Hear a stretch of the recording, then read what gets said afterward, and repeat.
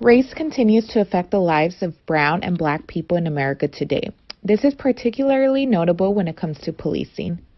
Research has shown that police officers search blacks and Latinos far more often than whites during traffic stops, even though whites are more likely to be found with illegal items. Furthermore, blacks and Latinos have reported that they have personally experienced or observed police wrongdoing more than whites. We believe strong relationships of mutual trust between police agencies and the communities they serve are critical to maintaining public safety and effective policing.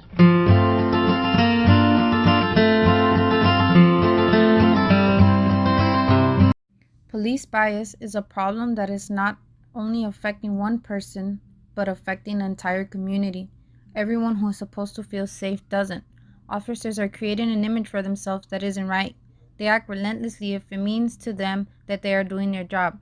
Whether they aren't intentionally racist, they follow specific criteria when it comes to spotting their targets. As this chart proves that African Americans are the most ones in a group that are most likely to be killed by law enforcement. Officers are sticking to the belief of one wrong action of a previous suspect.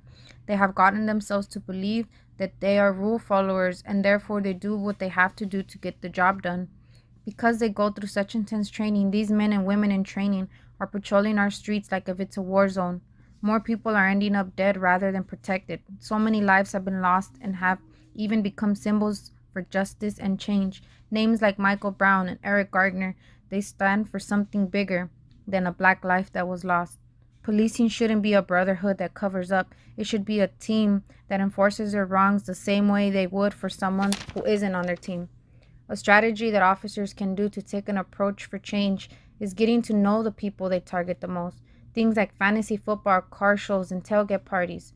Different settings with different attire can both help officers and the people of color, so they can both see who they are individually as a person, not what they're labeled as or what group they're put in. Better sensitive training for officers would make them less militarized and help them learn different ways to approach victims or civilians in general. Our vision is for the New York Police Department to reframe the culture of policing from more militarized to humanized. In the reading Hardwired, Perez and Simon describe how an individual's thought process and decision making are determined by emotions, identity, lived experiences, values, and beliefs. These 5 descriptions are what my team and I would incorporate in our approach if we were to build the New York Police Department from scratch. We would implement mandatory community policing and sensitivity training in order to diminish police bias. To fully reframe pessimistic perceptions officers have about people of color, community policing can help officers view people of color as neighbors and fellow community members instead of stereotypes. Tangible solutions we would want to integrate into police departments comes from the change we need. 5 issues that should be part of efforts to reform policing in local communities. That states accountability and transparency, excessive use of force, discriminatory stop and frisk, policies and practices, broken windows policing, and inadequate training. The most important way my team's proposal is different than what the NYPD is currently implementing is that we are not only changing protocol, but the way individuals are hardwired to think. Since we are incorporating more internal and external solutions, we expect systematic changes that involves improving negative statistical data in communities. In the article Community Policing, Lower the Crime Rate in Your Jurisdiction states that since their adoption of a community policing policy, they have seen the major felony crime rate drop from 5.3% across the city from 2013 to 15, in addition to a 12% decrease in violent crimes and a 24% decrease in property crimes in 2015. I asked one of my regulars, who's a police officer, I asked him, like, oh, is it true that at the end of the month, like, police officers are giving more tickets so that they can meet, like, the amount of tickets they're supposed to meet, in the month? And I was able to, and I felt really comfortable to be able to ask questions like that.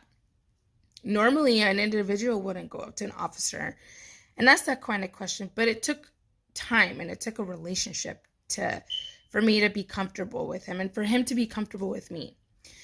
Um, I also feel like it would just be better if the community knew the police officers that they are policing in. It's been to be more effective, and I know this because I've studied this in other classes and stuff, and I've seen it too. I know a lot of students in different Cal states feel very strongly about not having police on their university, but if you ask yourself, who is going to be best fit to protect me and save my life in case of an active shooter walks on campus? It's not going to be students because, well, first of all, it's legal to carry a concealed weapon in California. So,